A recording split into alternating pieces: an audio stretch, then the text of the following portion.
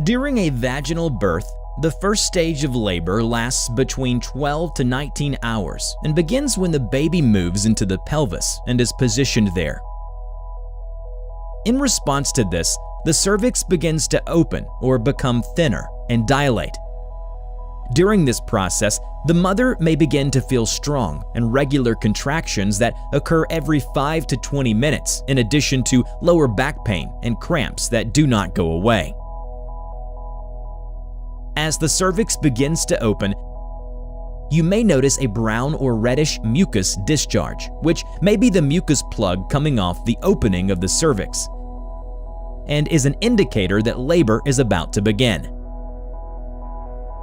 If the amniotic sac that holds the baby bursts during pregnancy, a procedure also known as water breaking, you may experience a heavy gush of water or a continuous drip. If you experience any of these symptoms, contact your doctor or midwife immediately to find out if you should go to the hospital.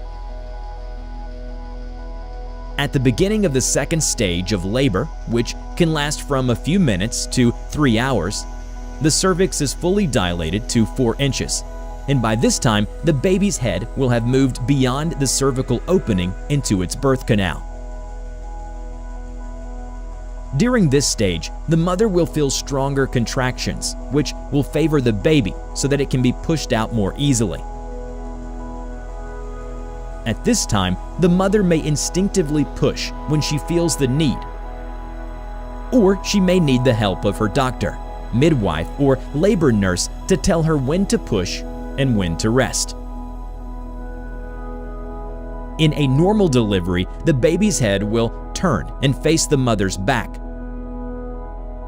And during labor, the uterus will dilate, open up, which is when the uterus contracts to push the baby down, allowing it to pass more quickly through the birth canal.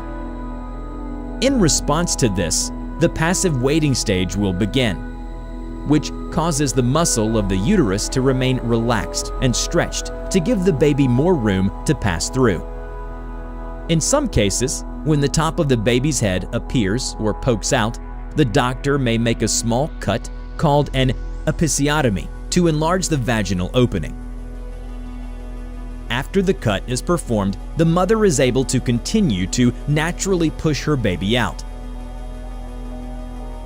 Pressure on the head as it goes through the birth canal, which is very narrow, may mold the shape into an oblong, which is normal during childbirth.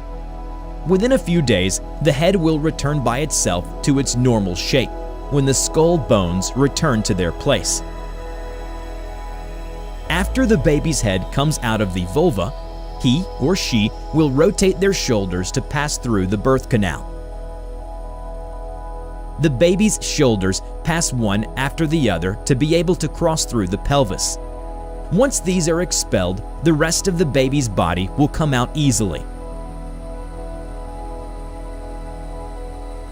After the birth of the baby, the doctors will proceed to cut the umbilical cord, which is the means by which the mother gave life to her baby during pregnancy, through the exchange of nutritional substances as well as blood vessels. In the third stage of labor, which can last from 5 to 30 minutes, the mother will feel gentle contractions that help push the placenta out of the uterus. During this stage, mother and baby may begin to bond through skin-to-skin contact and breastfeeding. Once the third stage is over, the mother will be able to enjoy that very special moment with her baby, the miracle of his or her birth and of becoming a mother.